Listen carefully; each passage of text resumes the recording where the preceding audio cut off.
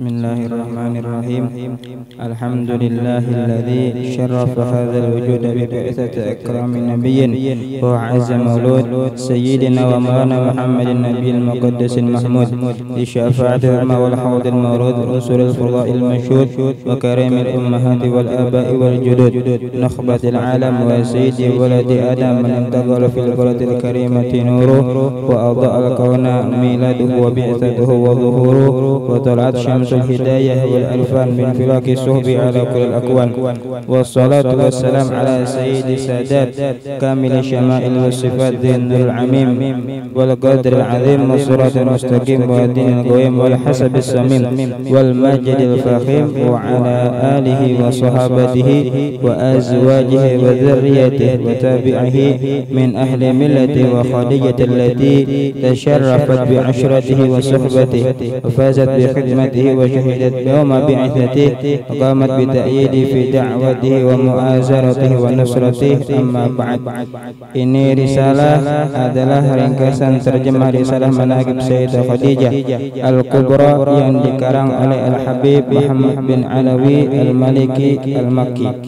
Berkata Habib Muhammad bin Alawi Al-Maliki, ini risalah manaqib Sayyidah Khadijah adalah tiupan syafaat kenabian dan limpahan limpahan rahmat ketuhanan dengan disertai goresan-goresan pena tentang keistimewaan Sayyidatina Khadijah Al-Kubra, istri Rasul sallallahu alaihi wasallam. Sayyidah Khadijah Al-Kubra mempunyai kepribadian yang sangat baik yang merupakan cerminan dari budi pekerti Rasul sallallahu alaihi wasallam, insan kamil. Saya susun risalah ini untuk menebarkan keharuman di majelis-majelis dan perkumpulan baik di kota maupun di pelosok desa.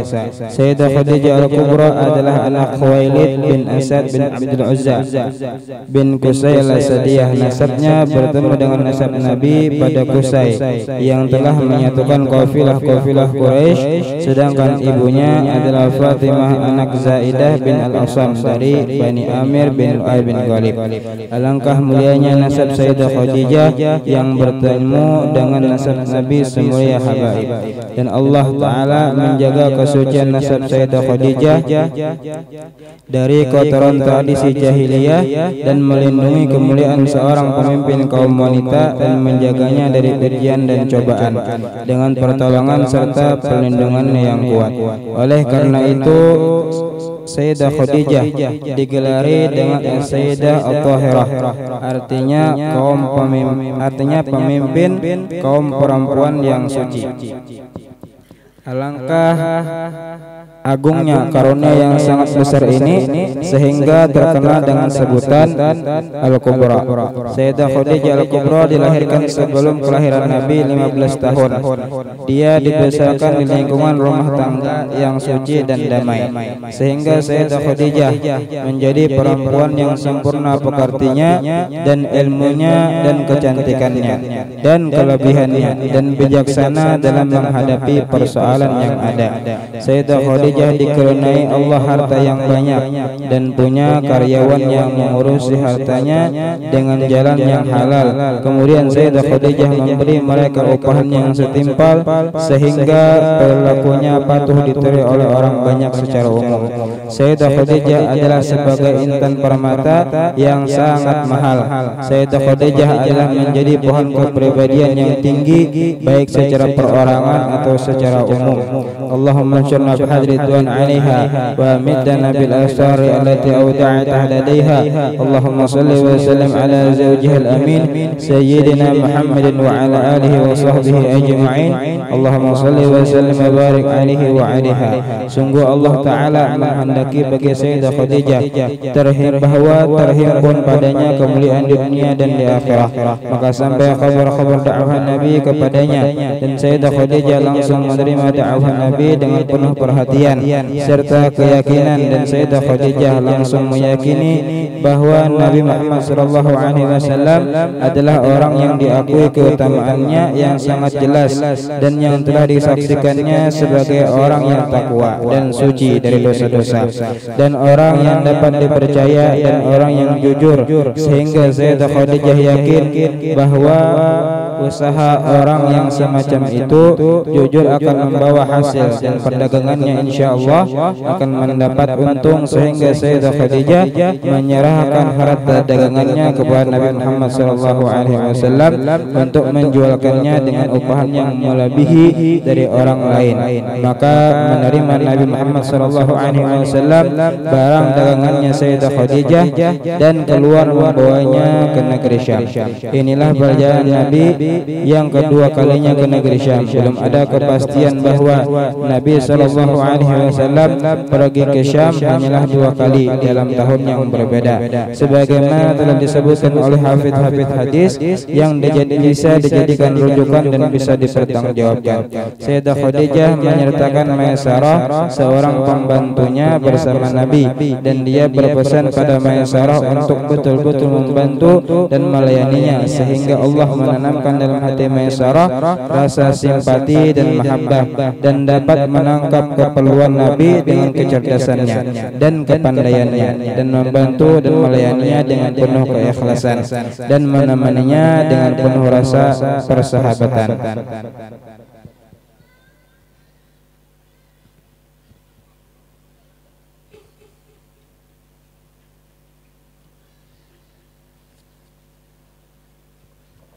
اللهم انشرنا بحد رضوان عليها وأمدنا بالآثار التي أودعتها لديها. اللهم صل وسلم على زوجها الأمين سيدنا محمد وعلى آله وصحبه أجمعين. اللهم صل وسلم وبارك عليه وعليها. Di antara keistimewaan Sayyidah Khadijah Al-Kubra bahwasanya dia adalah istri Rasulullah SAW yang paling utama, sebagaimana tercantum dalam hadis Nabi SAW, Sayyidatun Nisa'il Alamin Maryam, summa Fatimah, summa Khadijah, summa Asiyah imra'atu Fir'aun. Dan pada riwayat daripada Anas, hasbaka min nisa'il alamin Maryam bintu Imran wa Khadijah bintu Khuwailid wa Fatimah bintu Muhammad wa Asiyah. Ini adalah hadis yang sahih tanpa ada keraguan. Kesahihannya telah dipastikan oleh ulama-ulama hadis. Hadis-hadis tersebut menunjukkan bahwa Sayyidah Maryam dan Sayyidah Khadijah dan Sayyidah Fatimah dan Sayyidah Asiyah, keempatnya adalah wanita yang paling utama sedunia. Perbedaan pendapat di kalangan para ulama adalah padahal menentukan siapa di antara 4 wanita itu yang lebih utama. Dalam hal ini kita tidak ada faedah dalam memaksakan diri untuk menentukan siapa yang paling utama. Allahumma anshurna fi hadridwan 'alaiha wa amitna bil asari allati wada'ta ladaiha. Allahumma salli wa sallim ala zawjiha al-amin sayyidina Muhammadin wa ala alihi wa sahbihi ajma'in. Allahumma salli wa sallim wa barik alaihi wa 'alaiha.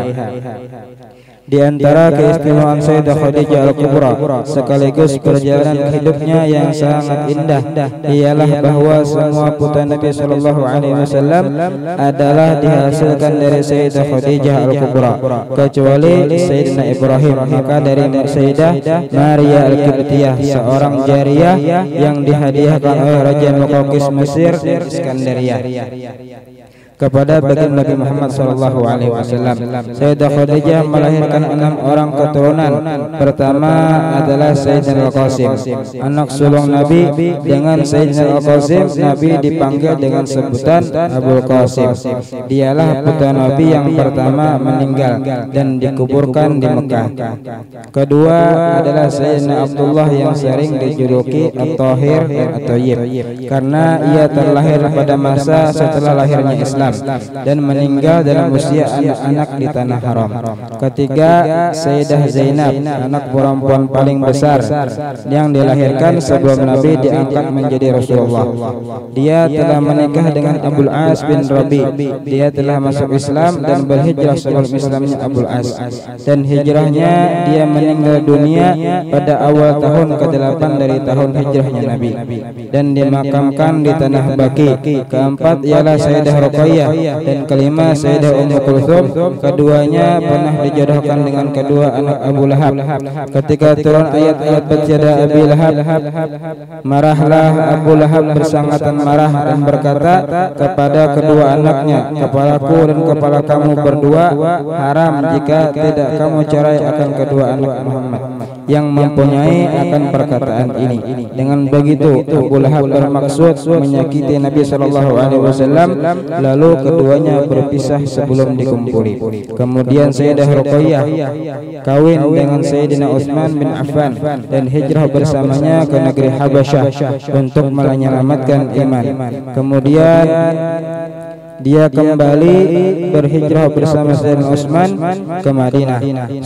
Sayyidah Ruqayyah meninggal di sisi Sayyidina Utsman dan dikuburkan di Baqi. Kemudian itu Sayyidina Utsman menikah dengan Sayyidah Ummu Kulthum, saudari Sayyidah Ruqayyah, dan Sayyidah Ummu Kulthum meninggal di sisi Sayyidina Utsman dan dikuburkan di Baqi pula. Jadi Sayyidina Utsman menikahi kedua putri Rasulullah SAW. Karena itu Sayyidina Utsman terkenal dengan sebutan Dzun Nurain. Dan seandainya masih ada lagi putri Rasulullah SAW, niscaya Rasulullah SAW akan nikahkan pula kepada Sayyidina Utsman. Keenam ada Sayyidah Fatimah Al-Qurra yang terkenal dengan sebutan Al-Batul dan Al-Zahra, ibu daripada Sayyidina Hasan dan Sayyidina Husain, dan istri daripada Imam Ali yang sangat baik menggaulinya dan sangat tulus mencintainya.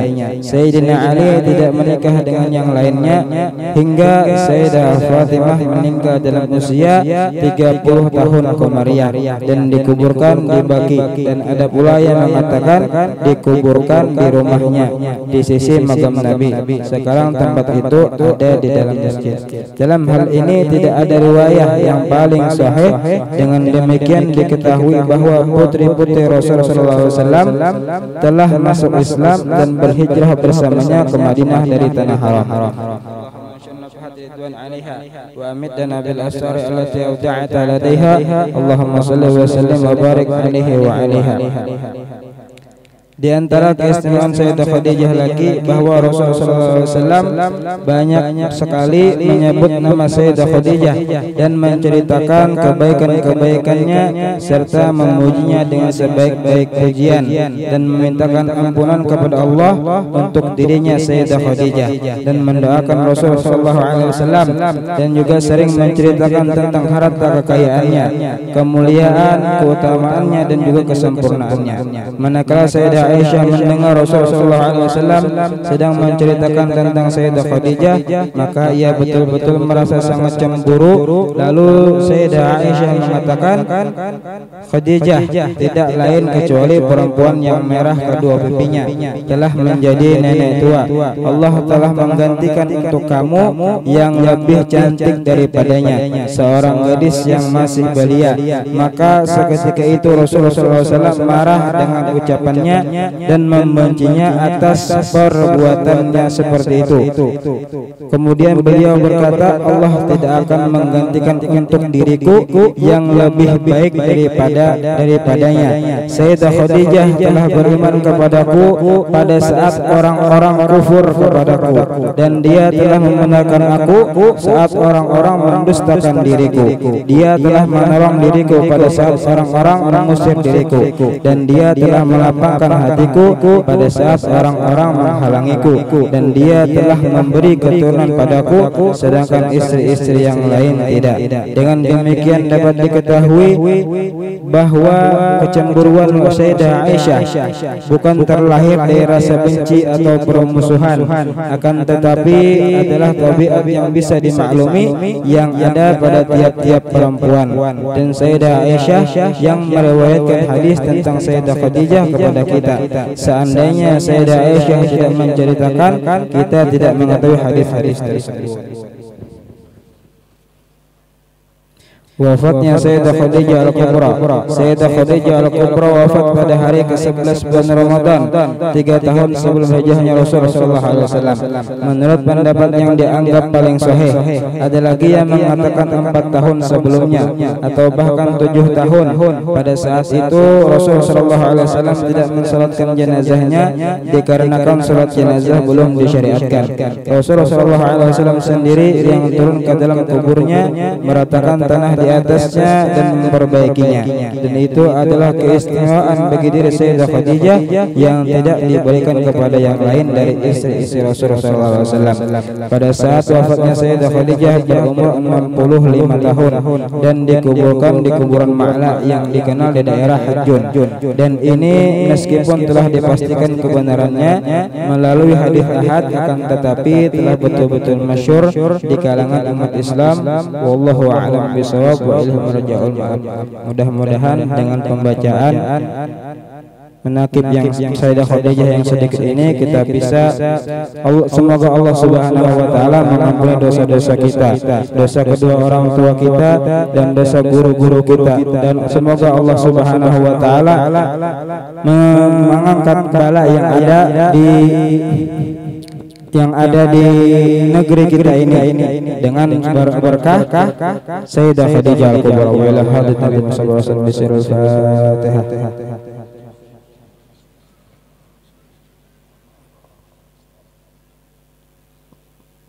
Bismillahirrahmanirrahim. Yaitu tasyarruful asna bi akbariha wa bayni fadailaha nasri athariha wa sunna minna nahtam bi dzalika bi du'a mutawajjihin ilahi rabbil alamin qasirina mukhlisina qala alhamdulillahi rabbil alamin wassalatu wassalamu ala asyrafil mursalin sayyidina Muhammadin wa ala alihi wa sahbihi ajma'in. Allahumma anta haqqu man dzukira wa haqqu man abida wa ar'afu man malaka wa ajwal man su'ila wa asman a'ta anta malik la syarika lak wal fadlu laka kullu shay'in halikun ila wajhika la إلا بإذنك فلن توصى إلا بعلمك تضاع فتشكو وتوصى فتغفر أقرب الشهد وحفظه تدون النفوس وأخذت بالنواس وكتبت الآثار ونقص الأجام والقلوب لك مفضية والسر عندك علانية الحلال محلة وحرم حرمت ودين ما شرعت والأمر ما قضيت وخلق وخلق والعبد عبدك أنت الله الغفور الرحيم نسألك من وجهك الكريم الذي أشرقت له السماوات وبكل حق ولك وبكسائنا عليك أن تقينا وتجينا من النار بقدرتك يا أرحم الراحمين. اللهم نحمدك على ما هديت ونشكرك على جزيل ما أسديت ونستعينك عليه ما أسبقت من النعم ونستهديك شكرا على ما كفيت من النقم ونعوذ بك من أثرات اللسان وغفرة الجنان ومن قرات الزمان ومن نسألك فيما قضيت وقدرت والمعونة على ما أمضيت ونستغفرك من قول يعقبه الندم أو فعلا تزيل به القدم فأنت الثقة لمن توكل عليك والإسمة مفوض أمره إليك وأفوض أمري إلى الله إن الله بصير بالعباد ربنا عليك توكلنا وإليك أنبنا وإليك المصير. اللهم افتح مسامع قلوبنا للذكر ورزقنا طاعتك وطاعة نبيك سيدنا محمد صلى الله عليه وسلم وعملا بكتابك واتباع سنة نبيك محمد صلى الله عليه وسلم.